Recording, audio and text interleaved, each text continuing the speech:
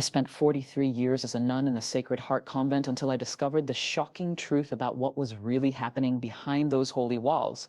My name is Ruby Mae Washington, and at 79 years old, I finally decided to break my silence about the dark secrets that had been hidden in our convent for decades. What I witnessed during my time as Sister Dolores would shake anyone's faith and expose corruption that reached the high levels of the church. I entered the Sacred Heart Convent in rural Georgia when I was 19 years old, seeking peace, purpose, and a life dedicated to serving God. I came from a poor family in Atlanta where my mother worked cleaning houses and my father picked cotton to barely make ends meet.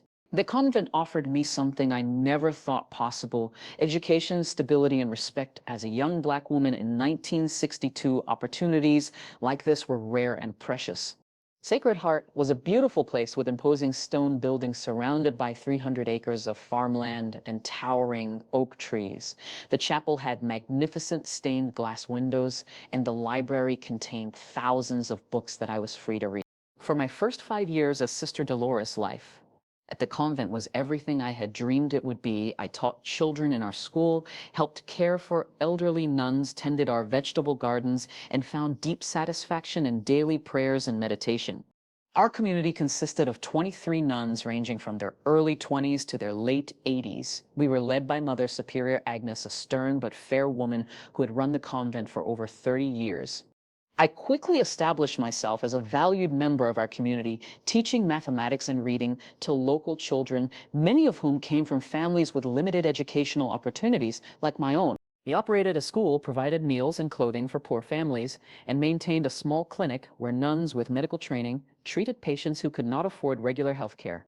But in my 5th year, everything began to change when Father Michael Donnelly arrived as our new chaplain.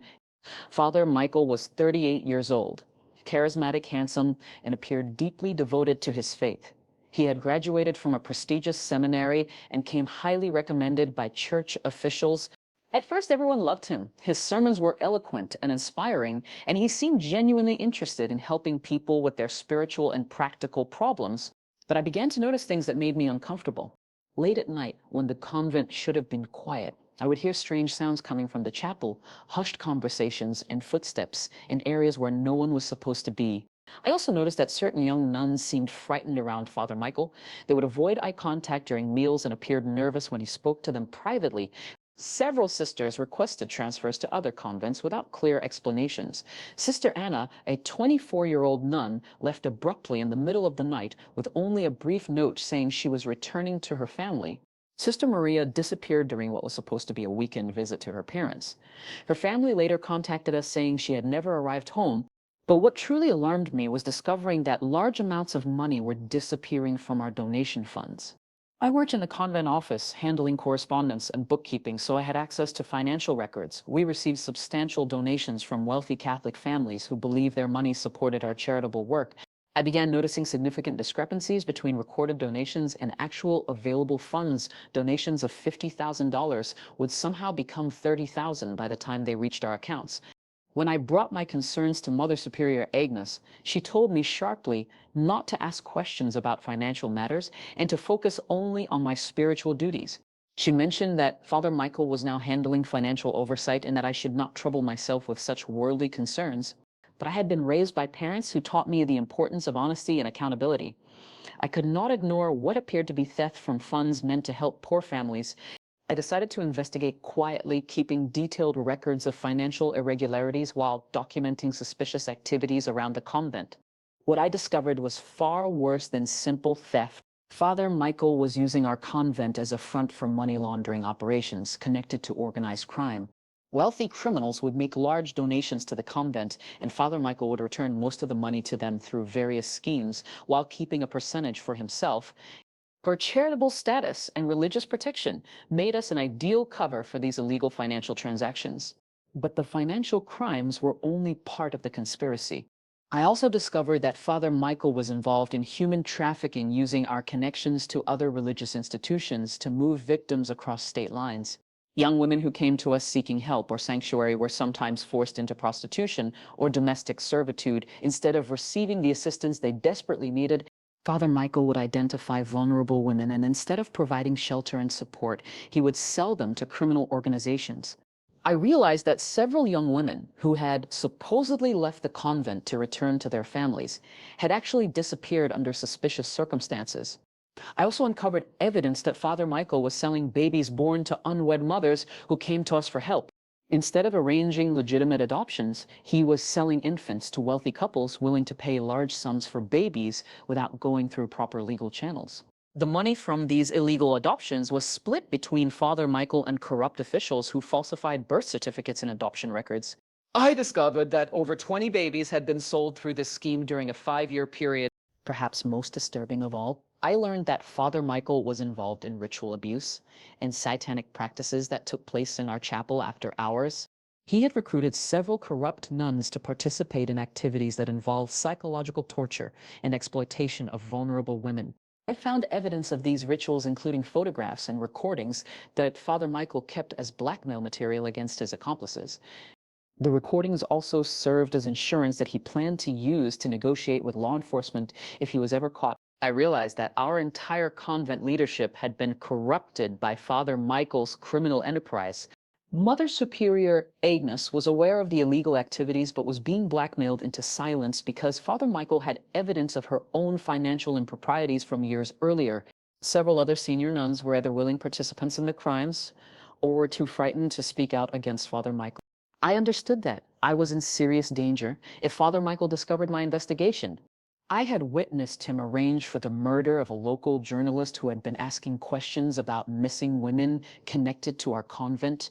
I had also seen evidence that a former nun who tried to leave with proof of the crimes had been killed to protect the operation. I knew I needed to escape from the convent and contact law enforcement, but Father Michael had connections within the local police department and county government. I spent months planning my escape while continuing to gather evidence of the criminal activities. I secretly copied financial records, photographed important documents, and recorded conversations that proved the extent of the conspiracy. I also reached out to former nuns who had left under suspicious circumstances and convinced several to come forward as witnesses. When I finally felt I had enough evidence, I arranged to meet with federal agents who specialized in investigating organized crime and human trafficking. The FBI had already been investigating financial irregularities at several religious institutions and was very interested in my information. I provided the agents with detailed evidence of Father Michael's crimes, including financial records, witness testimony, and photographic proof. The FBI investigation revealed that Father Michael's operation extended far beyond Sacred Heart Convent. He was connected to a network of corrupt religious leaders using churches, convents, and other religious institutions to facilitate money laundering, human trafficking, and other serious crimes. The investigation led to arrests of 47 people, including priests, nuns, and lay people who had participated in the criminal enterprise. Father Michael was arrested and charged with racketeering, money laundering, human trafficking, murder, and numerous other federal crimes. He was ultimately convicted and sentenced to life in prison without possibility of parole. Mother Superior Agnes and 8 other nuns from our convent were also convicted and received sentences ranging from 10 to 30 years. Sacred Heart Convent was closed permanently and its assets were seized by the federal government to provide restitution to victims. I entered the Federal Witness Protection Program because of threats from surviving members of the criminal organization. I was relocated to a different state and given a new identity to protect me from retaliation. But I continued working with federal investigators to identify other religious institutions that might be involved in similar criminal activities. My testimony helped expose corruption in religious organizations across the country and led to new oversight procedures for charitable institutions. I also worked with victim advocacy groups to help women who had been trafficked or exploited by corrupt religious leaders. Many women who had been victimized by Father Michael's operation had been too traumatized or frightened to come forward initially. I helped create support networks and counseling services for these survivors. The investigation revealed that over 200 women had been victimized by the criminal organization over 15 years. Dozens of families were reunited with children who had been illegally adopted through Father Michael's baby selling operation. Well, my story became the subject of federal investigations, congressional hearings, and eventually a documentary film that exposed how criminal organizations can infiltrate religious institutions. The case led to new federal regulations requiring greater financial transparency and oversight for religious organizations that receive tax-exempt status. I testified before Congress about the need for better protection for people who report crimes within religious institutions. I advocated for whistleblower protections and independent oversight boards that could investigate allegations of criminal activity in churches and convents. I also worked to change church policies that had enabled Father Michael to operate with impunity for so many years. The Catholic Church implemented new background check procedures and reporting requirements for clergy members. After leaving witness protection, I spent my remaining years working to prevent other vulnerable people from being victimized by corrupt religious leaders. I often said that my 43 years in the convent taught me that true faith requires courage to confront evil, even when it hides behind religious authority. Looking back, I realized that God called me to that convent, not just to serve him through prayer and teaching, but to expose the darkness that was corrupting his house. It took me decades to find the courage to speak out, but I learned that remaining silent in the face of evil is not humility, it is complicity. The shocking truth about my time in the convent showed me that evil can hide behind the most sacred institutions, but that faith combined with courage can ultimately triumph over even the most powerful conspiracies. My story became a reminder that religious authority should never be used to silence victims or protect criminals, and that true faith requires action when confronted with injustice. It proved that even someone who had taken vows of obedience and humility could find the strength to stand up against corruption when innocent lives were at stake. The convent that was supposed to be my sanctuary became a prison, but my faith gave me the courage to break free and help others escape as well. Today I know that my 43 years as Sister Dolores were not wasted. They prepared me for the most important mission of my life, exposing evil and protecting the innocent. My legacy continues to inspire others to speak out against corruption and abuse regardless of how powerful or protected the perpetrators may seem. I learned that God's work sometimes requires us to challenge earthly authority, and that the most faithful act we can perform is refusing to remain silent when witnessing injustice. The truth about what happened at Sacred Heart Convent will always be painful, but it needed to be told so that others could be protected from similar exploitation.